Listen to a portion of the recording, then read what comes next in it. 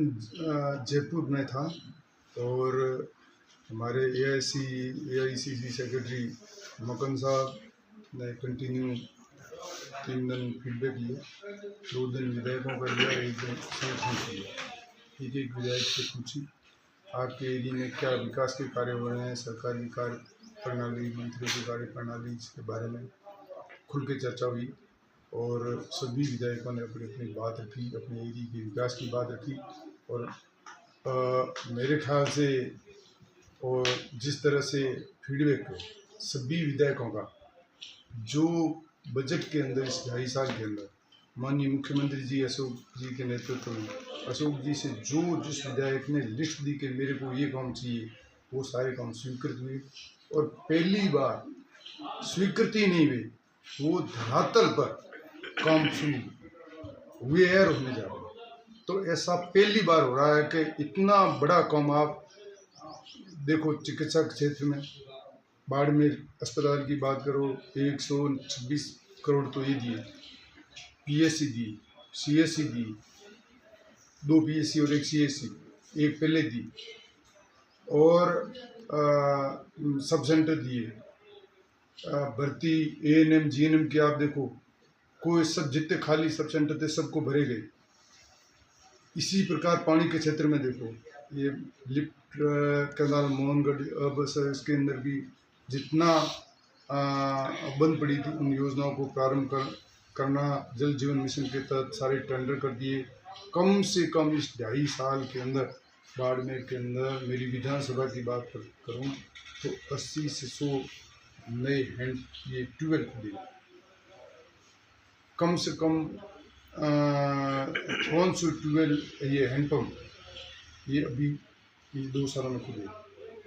इसी तरह पाइपलाइन है, सड़कें, मेरे ख्याल से इस पूरे 50 सालों में सबसे ज़्यादा बाड़मेर जिले में सड़कें हुई और मेरी विधानसभा में खूब सड़कें हुई। जो हम कई सालों से जिसको इंतजार कर रहे थे, लोग बार बार परेशान हो रहे थे, सड़कें जो टूटी हुई थी उनका नवीनीकरण, मिसिंग लिंक है, अप्रोच सड़कें, सरकार ये बजट के अंदर मुख्यमंत्री जी ने घोषणा की, डीएमएफटी से भी, और अन्य जिस तरह से सड़कों का कार्य आप थोड़े दिन में देखेंगे। बाड़मेर की सारी सड़कें, चाहे शहर के अंदर हो चाहे बाहर हो, सारी सड़कें का शानदार काम हो रहा है।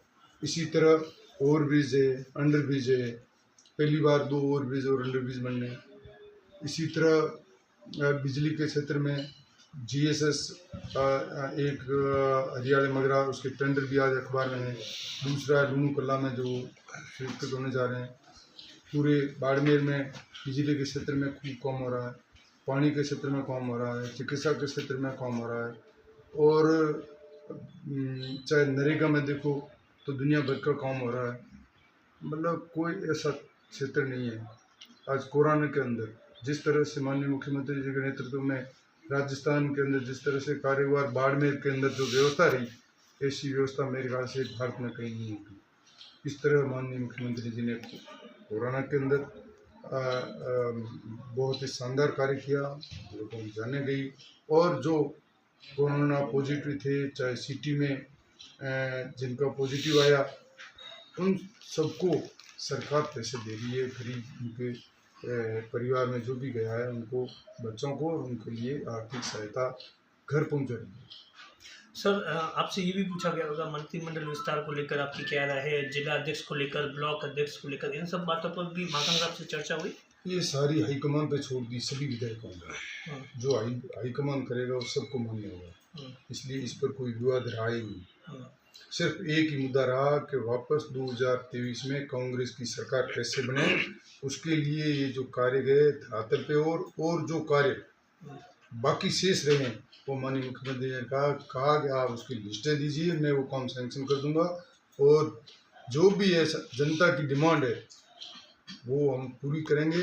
और मैं दावे के साथ कहता हूँ कि अब के 2023 में कांग्रेस की सरकार रिपीट होगी, सरकार बनेगी। काफ़ी विधायकों ने ये भी राय दी कि मुख्यमंत्री अशोक गहलोत और सचिन पायलट को साथ लेकर ही 2023 का चुनाव जीता जा सकता है। आप लोगों की ओर से आपने भी इस तरीके की कोई राय दी? बढ़िया बात है कि सब मिलकर लड़ें, इसमें कोई गलत बात उन्होंने नहीं की। सबने कहा सब एकजुट हो, सभी एक ने कहा हाईकमान जो कहे वो हमें मंजूर है, हाईकमान जैसा आदेश देगा हम वो करेंगे। तो इसलिए कांग्रेस एकजुट है और कांग्रेस में कोई किसी तरह का मतभेद या नहीं होगा। और आने वाले दिनों में देखेंगे ये जो बजट की घोषणाओं है, जो हमारे घोषणा पत्र में जो दिया था वो सारी घोषणा पत्र से बाहर जाकर और चाहे बिजली की दरों में भी आपने छूट की बात सुनी है, आप चिरंजीवी योजना है, घर घर तक उसको पहुँचे, कैसे लाभ मिले लोगों को, गरीबों को पैसे ये कोरोना के अंदर 2500 पहले दिए, 1000 और दिए, और भी कोई तरह की किसी तरह की कमी नहीं हो। इसमें मुख्यमंत्री संवेदनशील है और सभी को एक ही बात कही है कि वापस सरकार कैसे लाएं उस दिशा के और हमें निर्देश दिया है। तो 2023 की तैयारी आपने शुरू कर ली? बिल्कुल तैयारी। अच्छा, और इसमें मंत्री किसको बनाया जा रहा है? तो बाड़मेर से पूर्व मंत्री, ये मंत्री हाईकमान की बात है, आपका नाम और सबसे उनकी अच्छा बात है, हाईकमान की बात है। और जो सभी ने एक ही हाईकमान पे छोड़ा है, जो जिसको बनेंगे वो उनकी बात है।